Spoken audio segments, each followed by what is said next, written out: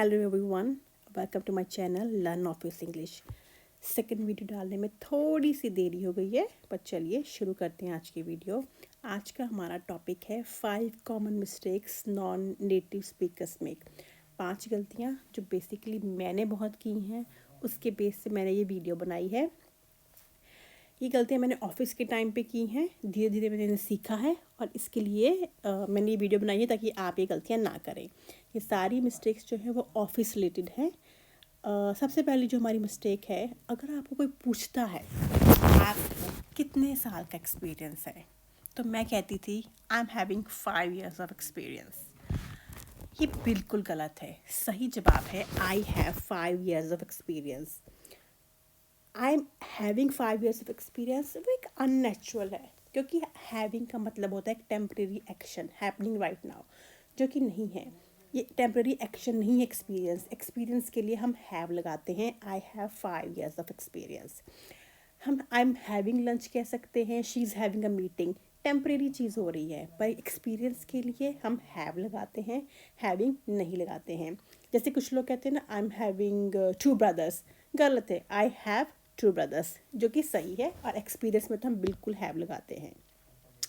इसके अलावा जो हैविंग है, वो जो हैव है सॉरी, वो एक्सपीरियंस, नॉलेज और पोजेशन की बात करता है।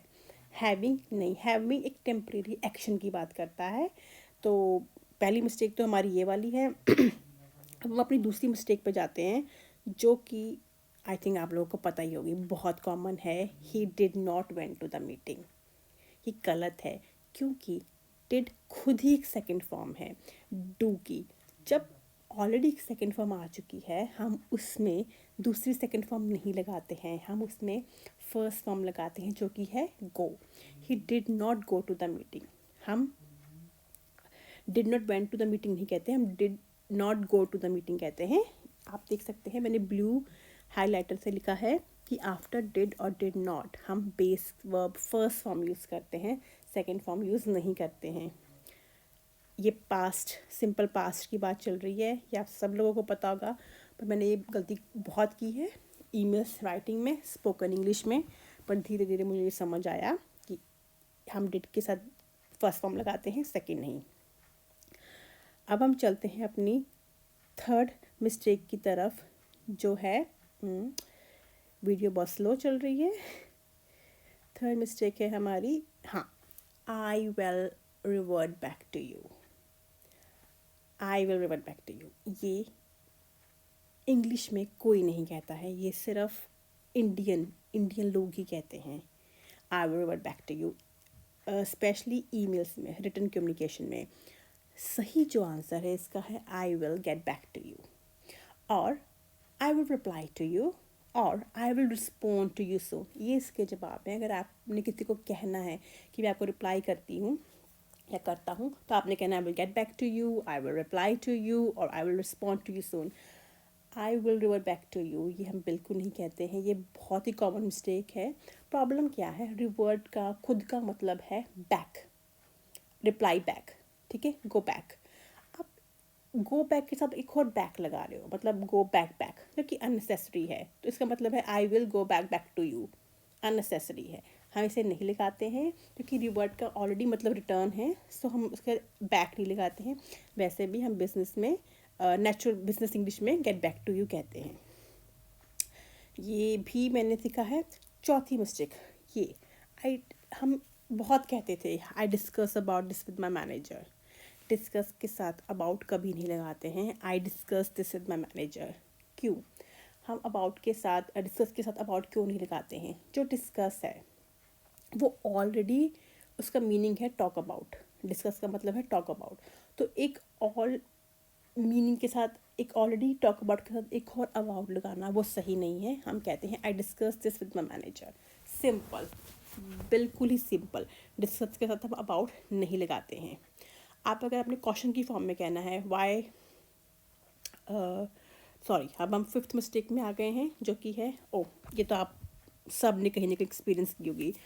अगर आपको पूछता है आप यहाँ पे कितने समय टाइम से काम कर रहे हैं, तो आप कहोगे ओ मैं कहती थी I am working here since 2022, I am working here since 2019। गलत है। सही जवाब है I have been working here since 2022। एक एक्शन चल रहा है, मैं 2022 से वहाँ पे काम कर रही हूँ और 26 चल रहा है, इतने साल एक कॉन्टीन्यूस एक्शन चल रहा है। एक कॉन्टीन्यूस एक्शन को बताने के लिए हम आई हैव बीन लगाते हैं, I have been working here. Am नहीं लगाते हैं, एम एक कॉन्टीन्यूटी को नहीं बताता है, एम कॉन्टीन्यूटी को बताता है हैव बीन। इसलिए हम, आप देख सकते हैं मैंने हाईलाइट भी किया है, हम यूज़ हैव बीन एक्शन करते हैं उसके लिए, एक एक्शन के लिए जो पास्ट में शुरू हुआ था और अब तक कॉन्टीन्यूस है।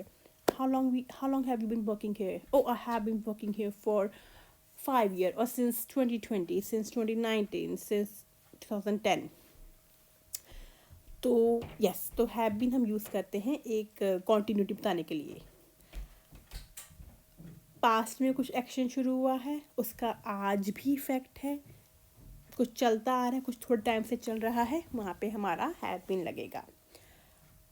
अब आपने मुझे बताना है आपने इनमें से कौन सी मिस्टेक ऑफिस में की है, कुछ नहीं की है। मेरी तो ये 5 मिस्टेक्स बहुत कॉमन थी। इनमें से कुछ स्पोकन इंग्लिश की हैं, कुछ रिटन कम्युनिकेशन में आती थी, जैसे मीटिंग वाली, या फिर डिस्कस विद द मैनेजर वाली, ये मेरी रिटन में आती थी। तो मैंने आपके साथ अब शेयर की हैं। आप भी मुझे बताइए आपने कौन कौन सी मिस्टेक्स की हैं और इसमें से किसके बारे में सुना है, या आप कुछ नई मिस्टेक्स के बारे में बताना चाहते हैं। तो बस आज के लिए इतना ही, और फिर हम एक और वीडियो लेके आएंगे जिसमें कुछ नया शेयर करेंगे ऑफिस से related he. I was thinking to make a video on topic phrasal verbs जो मैंने अभी तक नहीं बनाई है, maybe hopefully soon, and office related ही वो वीडियो होगी। थैंक यू सो मच इस वीडियो को देखने के लिए, प्यार देने के लिए। फिर से मिलेंगे एक नई वीडियो के साथ। Thank you so much, have a good one.